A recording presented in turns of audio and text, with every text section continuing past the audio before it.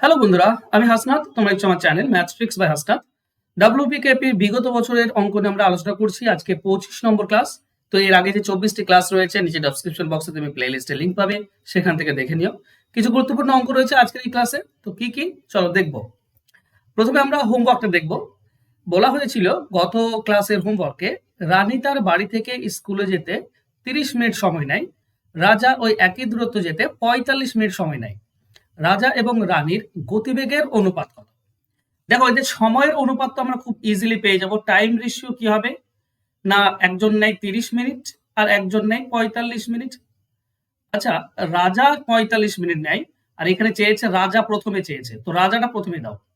রাজা 45 মিনিট সময় নেয় আর রানী নেয় 30 মিনিট। এটা হচ্ছে তাদের সময়ের অনুপাত। এক সেকেন্ড।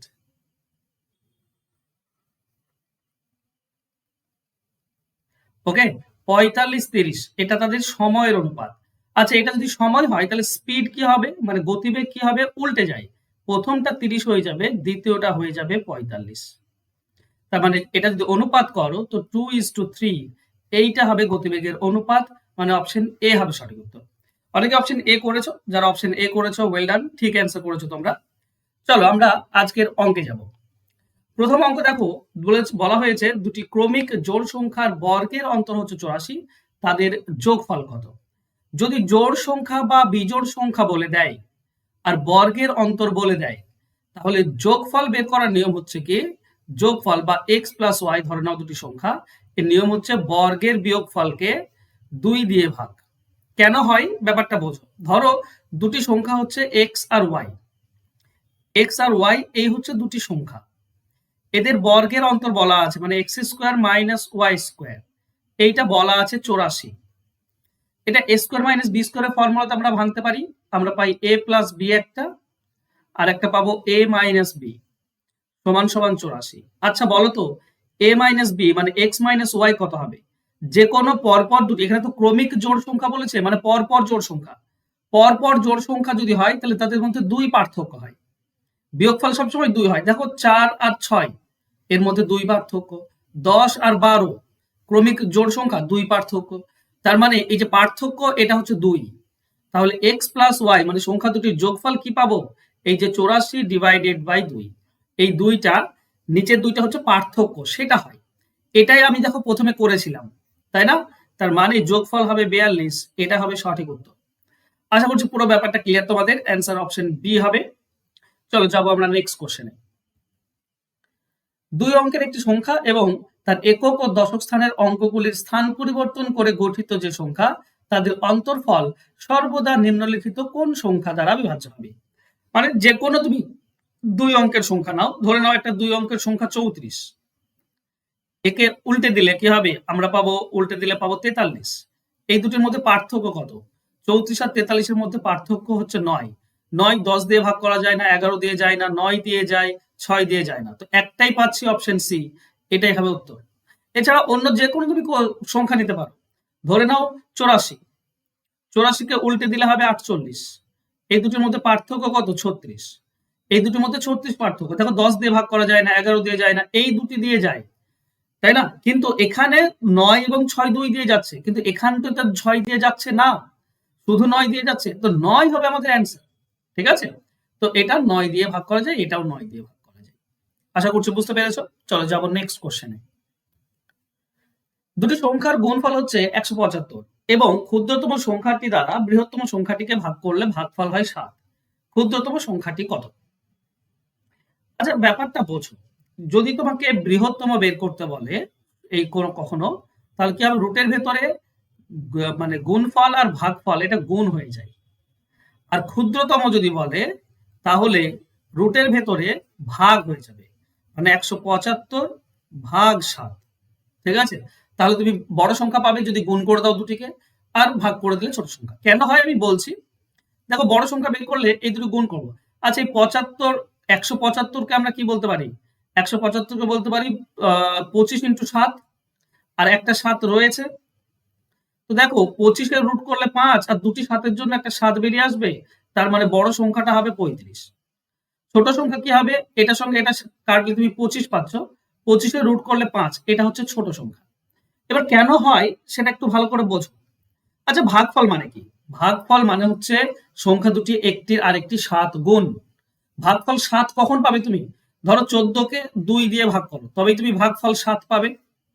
ভাগফল 7 মানেই হচ্ছে 2 এর 7 গুণ হচ্ছে 14, 2 এর 7 গুণ হবে 14, তবেই তুমি ভাগফল 7 পাবে। তার মানে যখনই ভাগফল বলে দেবে 7, তার মানে একটি সংখ্যা x হলে আরেকটি হবে 7x, 7 গুণ হবে। এই দুটির গুণফল বলেছে কি 175, এই দুটির গুণফল 175। তাহলে এই দুটি গুণ করলে হয় 7x স্কয়ার সমান 175। দেখো তাহলে x স্কয়ার এর মান কি হবে? 175 ডিভাইডেড বাই 7। তাহলে x এর ভ্যালু কি হবে? যদি এদিকে বর্গ তুলে দাও, এদিকে রুট হবে। তাহলে ছোট সংখ্যা বের করার নিয়ম এটা দেখতে পাচ্ছ, তাই না? এইটা। আর বড় সংখ্যা হলে কি হতো? গুণ হয়ে যেত।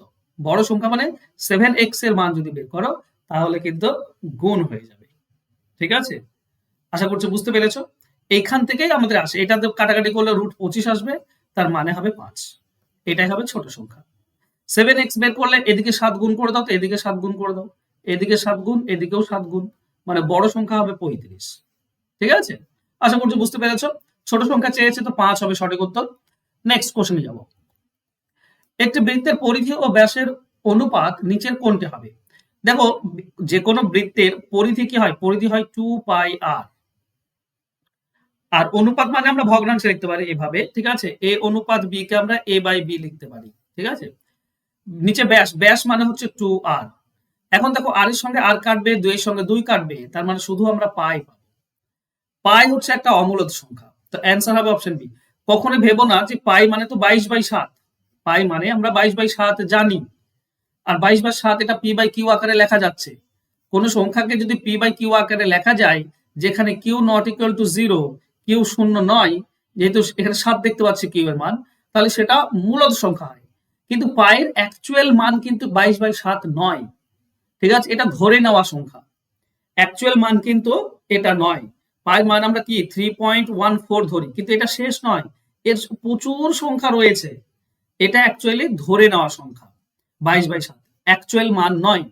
তাই 22/7 অবশ্যই। যদি বলতো 22/7 কি হবে, তো 22/7 একটা মূলদ সংখ্যা, এটা মূলদ সংখ্যা, কিন্তু পায়ের মান অ্যাকচুয়ালি 22/7 নয়, পায়ের মান 3.14 ডট ডট ডট ডট অনেক আছে, তো সেটা অমূলদ সংখ্যা। তাই অপশন বি হবে সঠিক উত্তর। ক্লিয়ার?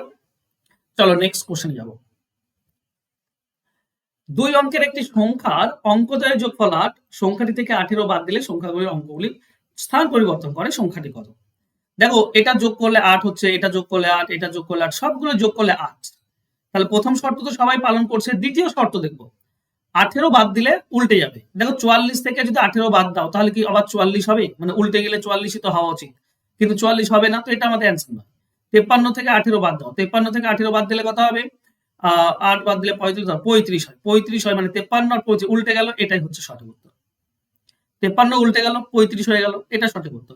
বাকিগুলো দেখো, 62 থেকে 18 বাদ দিলে 26 হবে না, 26 হবে না, 26 হওয়া দরকার।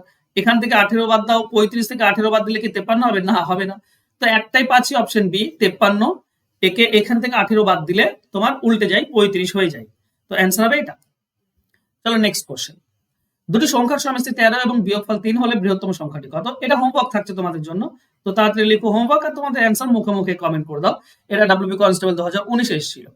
আর যারা আমার কাছে অঙ্ক শিখতে চাইছো, শর্টকাট ট্রিক শিখতে চাইছো যে কোনো অঙ্কের চ্যাপ্টার ধরে ধরে, তাহলে তোমরা সাজেশন ব্যাচে ভর্তি হতে পারো। 7ই আগস্ট শুরু হয়েছে, আর পরীক্ষা পর্যন্ত ক্লাস চলবে তোমাদের। ডাব্লিউপি কেপি পরীক্ষা পর্যন্ত ক্লাস চলবে। এখানে সপ্তাহে 3 দিন লাইভ ক্লাস পাবে, recorded class, PDF file, chapter ভিত্তিক সাজেশন, চ্যাপ্টার ভিত্তিক অল টাইপস, চ্যাপ্টার ভিত্তিক মক টেস্ট, এই সমস্ত কিছুই পাবে। 100% কমন পেয়ে যাবে টাইপস। এখানে মোট কোর্স ফি হচ্ছে 299 টাকা, ওয়ান টাইম পেমেন্ট, একবার তোমাকে পেমেন্ট করতে হবে। আর এই হচ্ছে আমার ফোন নাম্বার, এই নাম্বারে ফোন করে ভর্তি হতে পারো, যেখানে তুমি শর্টকাট ডিটেলস শিখতে পারছো চ্যাপ্টার ধরে ধরে, এবং চ্যাপ্টার ধরে ধরে অল টাইপস পেয়ে যাচ্ছ। তো যদি শিখতে চাও তাহলে ভর্তি হয়ে যাও, ফোন নাম্বার দেওয়া আছে নিচে। আর তোমরা এগুলো যদি পিডিএফ পেতে চাও তাহলে তুমি এক কাজ করবে সবাই, এখানে দেখো একটা কি দেওয়া আছে, ম্যাট্রিক্স বাই হাসনাত দেওয়া আছে। টেলিগ্রামে যাও, টেলিগ্রামে গিয়ে সার্চ করো ম্যাট্রিক্স বাই হাসনাত, দিয়ে আমার চ্যানেল পেয়ে যাবে, জয়েন করে নাও, সেখানে তুমি সমস্ত পিডিএফ পেয়ে যাবে। ওকে, তো অবশ্যই টেলিগ্রামে জয়েন করতে ভুলবে না। থ্যাংক ইউ সো মাচ, দেখা হবে নেক্সট ক্লাসে। ধন্যবাদ।